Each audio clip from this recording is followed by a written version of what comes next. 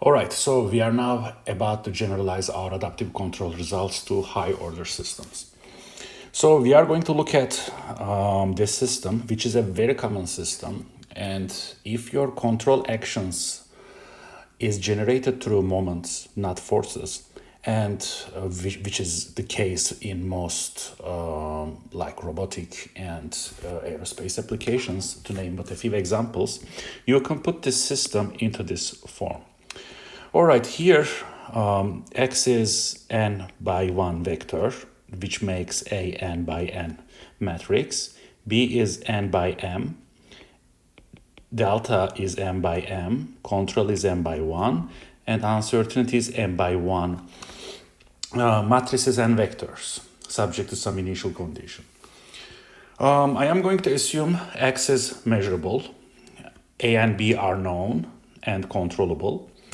And controllable, as you know, is one of the very fundamental assumptions in any control design. And delta is unknown, and it is composed of local Lipschitz functions, meaning that it cannot take, it cannot take uncertainties in this form, because think about that. If you drive, say, x to 0, then this blows up. So it can take nonlinearities like x1, x2 to the power of 3, x4 sine x5, so on and so forth. There is basically there is a huge set of uncertainties, especially the practical ones. They are already local Lipschitz.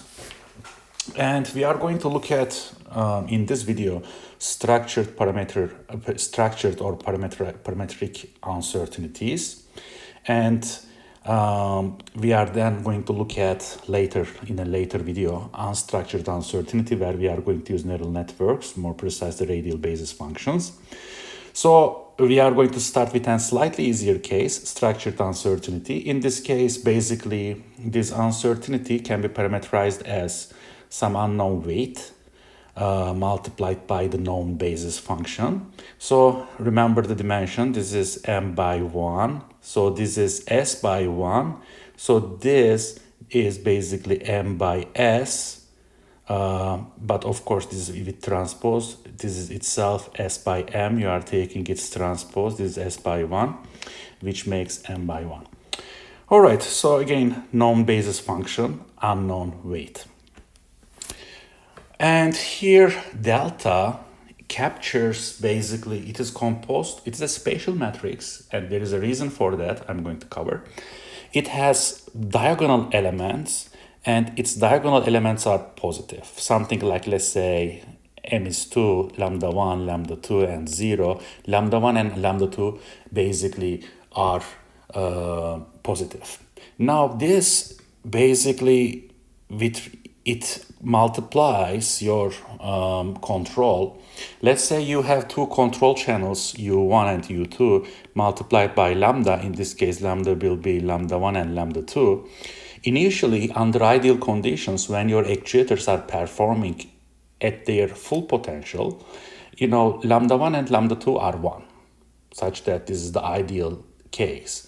But let's say you fly the airplane and then your control surfaces experience icing. Then this lambda I value will reduce from 1 to, if it loses its control effectiveness by 10%, then its value will be 0.9, 0.8. Usually there is a degradation. So this lambda, that's why it has a diagonal structure, and it is multiplied by each control channel. And it is called control effectiveness uncertainty. So again, this is the system. These are the standard assumptions in all textbooks. And of course, there are some systems that may not satisfy some of these assumptions, especially, you might have an unmatched uncertainty here. Or some of the parameters of this diagonal matrix can be 0. If there is, let's say, lambda I becomes 0, then this is called loss of control case. If you are interested in this, please leave a comment. I can cover loss of control when some of the elements of lambda becomes 0. I published papers on this. Likewise, there are papers on that. As of today, we know how to address this well. But again, there may be unmatched uncertainties, which means uncertainties outside the range of B matrix or B multiplied by lambda.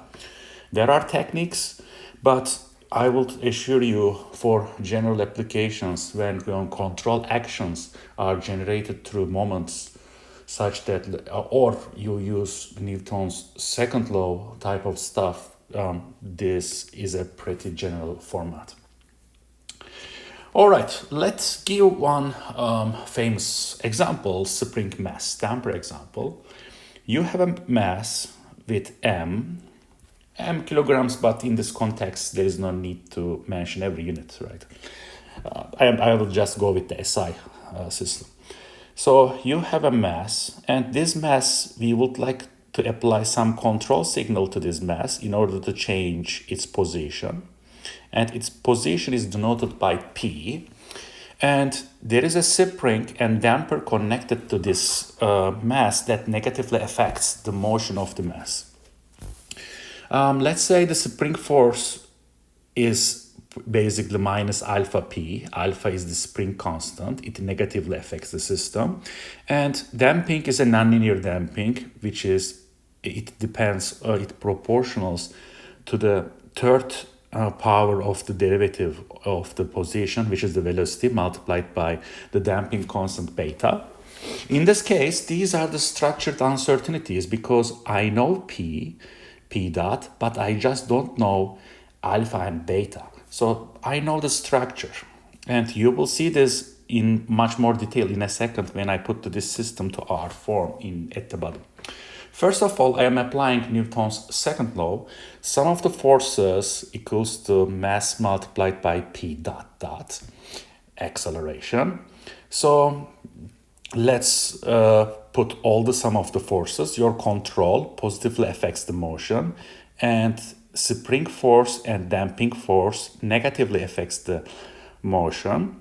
And well, since I just realized the typo, since I put minus sign here and here, you can write plus basically here and here.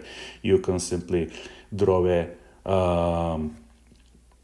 you name it, basically a free body diagram and see that control is acting positively, alpha P acting here, beta P dot to the power of 3 acting here. Then once you write, you need to write equations as sum of the forces as U minus F minus D equals to MP dot dot. Okay, this little typo corrected. So we have basically this captures our equations of motion. You can rewrite the same thing, write P dot dot equals to 1 over mu minus alpha over mp minus beta over mp dot to the power of 3. We would like to write, we are using modern control, adaptive control and modern control theory, so we go with state space, which broadens the applications of any control theory in general and adaptive controllers. I am defining x1 to be p, x2 to be p dot. Then once you write x1 dot, which is x1 dot becomes p dot, but p dot is x2, we put it here. Then we write x2 dot is 1 over m u minus alpha p, but p was x1, beta p dot to the power of 3, which was x2. Now, let's assume an extreme case. You neither know m, alpha, and beta. Nothing is known about the system. Let's look at the extreme case. Of course, if you know mass, that's a good thing. If you have some knowledge about some parameters, that's okay. But let's assume, right? Let's look at the extreme case. Assume none of these parameters are known. In this case, when you write the system, x, this is right, x dot equals to, you have 0, 1 multiplied by x2. Basically, you produce this equation. Once again, x1 dot equals to this vector multiplied by this vector, which produces this. x2 dot, again, this matrix needs to be known. If you know nothing, since I don't know alpha, I cannot put alpha here. This matrix needs to be known. If nothing is known, I am going to put 0 and 0. I just don't know it. B matrix, since I don't know 1 over m, right? 1 over m is multiplied by u. If I know 1 over m, I will write it here, and I can just write it 1. In this case, I know the control effectiveness. But since I don't know it, I need to put 1 over 1 m to here and 1 in here. All right, inside the parentheses, you have u. Now I am dumping the remaining uncertainties into the unknown W0 transpose multiplied by theta 0 form. This is our known basis function. These are unknown, in this case, vector. It can be matrix when you have multiple inputs. But as you see, if you know nothing, I put the system into this form. And A and B are controllable pair. Theta 0 is composed of local Lipschitz functions. And this is a nice setup ready to be adaptive controlled. So I just wanted to give this as an example to convince you why this is important. Again, I am sure, when I give talks at different universities, research labs, time to time people say that, well, what if my system doesn't satisfy this form? As I mentioned at the beginning, if you have unmatched disturbances, sometimes unmodeled dynamics, you may not perfectly satisfy this form. And if your unmatched uncertainties are significant, there are tools. We can cover all the tools. We are going step by step in this lecture series, but I have experience. I have implemented adaptive control to tons of systems, from multi-rotors to fixed-wing vehicles to other ground robots to robotic arms to a bunch of systems that we can very approximately, for most applications, when you can write Newton's second law, or if the control actions are generated through moments, we can satisfy this form very closely. As this being said, there are also cases like, as I mentioned, unmatched uncertainties, unmodeled dynamics. I don't want you to leave the impression that every system satisfies this beautiful form. There are systems that I also dealt with, and again, if you want me to cover, after I want to cover the fundamental material, we can cover more. Let's go step by step. So before talking too much, I think I already talked too much. I am just jumping. Sorry for scrolling to reference model. All right. So now you have this model, and now you need to develop reference model, right? From the previous videos, especially starting with the video reference point versus reference model, we understood, even for the scalar case, the importance of the reference model, which captures your ideal closed-loop system or desired closed-loop system performance. What I mean by that in a higher order setting. The desired closed-loop system performance is the performance when you deal with the known parts of the system. As I mentioned, if this uncertainty was 0, and if control actuators are performing ideally, then we are looking at this case. In this case, there is no uncertainty in the system, so we are going to write the control signal as un plus ua. Since there is no uncertainty, then I don't need adaptation as well. I am dropping this term. So when I set ua to 0, u becomes un. This is identity, this is 0, and the remaining stuff is this. All right, so depending on your control objective, you need to design a controller to control this nominal system. And this nominal controller, you are going to see, will give the structure of the reference model. So there are many techniques. I cover in this video two important techniques. One of them is feed-forward technique. The other one is the integral approach. You can use many different controllers as your nominal control. It depends what your what performance metric you are trying to met. You can use PI, you can use again any optimal controller. In the past, we use finite time, infinite time. We make generalizations on nonlinear reference models. For now, I am going to go with one of the industry standards, which is this feedback feed forward approach, which is a static controller, meaning that there is no additional dynamics involved in this control signal. If you go with, for example, PI, right, you need to define an integrator, which is y minus c. I am going to define y, and then you are basically feeding that back as well. Since you have the integral, PI's structure becomes a dynamic controller. So if you want me to cover dynamic nominal controllers, let me know. I can make a video. I am planning to make a video, not right now, but if you want, if this is what you need, I think that will be an important video to cover. Again, leave a comment, let me know. I need to get feedback such that we are all share some common desired knowledge, right? All right. So again, nominal controllers are not unique. Don't get the impression that I have to use this nominal controller for all adaptive control. Of course, this is not the case. I have a goal. I want a subset of my states. You can call it outputs. Let's say you have a car, you have velocity and position, and if you are dealing with velocity, if you want to regulate velocity like autonomous, velocity adjustment, you would like to keep your velocity at 50 miles per hour or 50 kilometers per hour, depending on from where you are watching in the world these videos. This captures that. So, or in other words, think about if x is x1, x2, and let's say x1 is the position, x2 is the velocity. Well, I would like to control the position of my car, then this C matrix becomes 1, 0. Again, more details are here.